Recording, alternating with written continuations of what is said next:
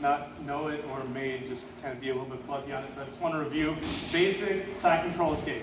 Okay, out the back, if you guys are familiar with it. We haven't gone through it in a while, but I want to use it as a warm-up first. People that don't know it, we got to learn it. Okay, so on our back, other person's in side control. Two most common positions you're going to be in as a new person is either with somebody in side control on you or somebody with mount on you. Okay, we've gone over a number of mount escapes. We've been practicing for months. All right, so I just want to get this one in your head so we can start using it as a warm-up and you can get used to it. First thing I need to do, okay, don't die, right? Rule number one. Rule number two, don't punch in the face. To that end, especially in MMA, his arm is under my head, okay? So I plant my head on the ground. If my head is planted on the ground, he can't pull this arm out and start pounding on my head, okay? He's got another weapon to hit me with, this one. So I'm going to cover that arm. I'm not grabbing onto it and holding onto it, all right? I'm not trying to hug him at any point here. But I want to make sure he can at least not hit me. So if he picks up this arm to hit me, I'm going to stay inside it. You see? And that's going to allow me to swing with my underhook, which is what I want. So I want to frustrate him with this top arm by my head so he can't pull it out. And I'll even grab that bicep, all right, just like we worked on Saturday at the seminar, controlling that arm. Okay, that's the one that he's going to do the most damage and maintain position with. The other arm I can just hang on.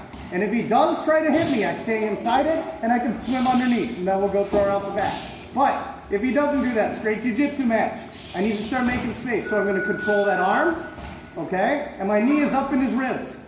You see in some MMA fights, people will put their foot on their knee. Very stupid, do not do this. Now my legs are attached, it's easy for him to control my hips. All right, I want my leg up in the air. This prevents mount, right? So he can't just drop that knee across my body. Yep, and now I'm really in trouble. Okay? So I keep that knee up just so wherever he goes, I can follow him. If he gets into a real high side control, I can still keep that knee up fairly close to him. If I have my foot on my knee, there'd be a lot of space there to be able to mount. Exactly. Doesn't do me any good. So I just want it free floating. I'm not pushing on him. I'm not driving it in. I'm just monitoring it.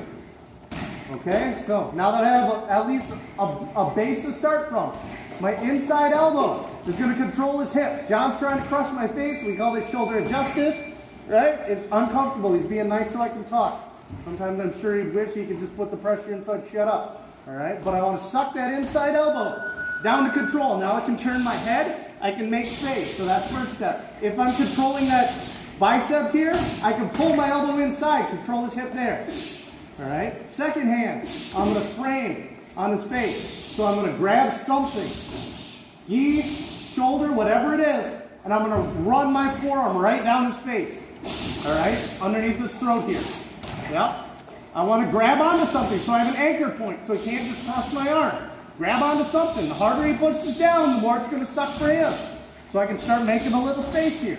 If I don't have a handle, he can just bite down on his mouthpiece and crush it. This does me no good. So I need to grip onto his gi, or in MMA, I grab or no gi, I grab that bone on the top of the shoulder there. Okay? I make the frame. All right? And I'm trying to open the window. Okay? Everybody see me? See me down here? That's what I'm looking for. I'm looking underneath his shoulder here. I need to make that much space. As soon as I do, I'm going to let go of his shoulder, and my hand is going to squirt underneath, reaching for his lower back. All right? I'm not just trying to swim underneath his shoulder. He's just going to lay on my arm, and now my arm's trapped. Okay? So I want to swim as low as I can, keeping my elbow here for a little bit of a brace so I can squirt that arm underneath.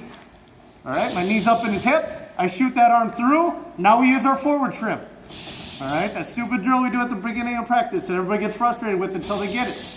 I'm going to shoot that leg out. As I do, I throw my arms over my head, and I'm going to spin around behind him and hook his leg here with my knee. Okay? Now I pop up. I'm on my knees. I got a good underhook. My head is lower than his. Okay? And also it's closer to his hips than it is over top of him. I don't want to be way up here. This does me no good. I want to be lower than him. Okay? Last step here. I'm just going to reach through, grab his far knee, and reach for the far wall to run him over. Circle around behind him, get my underhook, and now I'm in side control. All right, John's knee automatically goes to my hip. His opposite arm is controlling my opposite hip. All right, he starts building his frame, sees the window, swims his arm, shoots out the back. All right, now he's in a good position.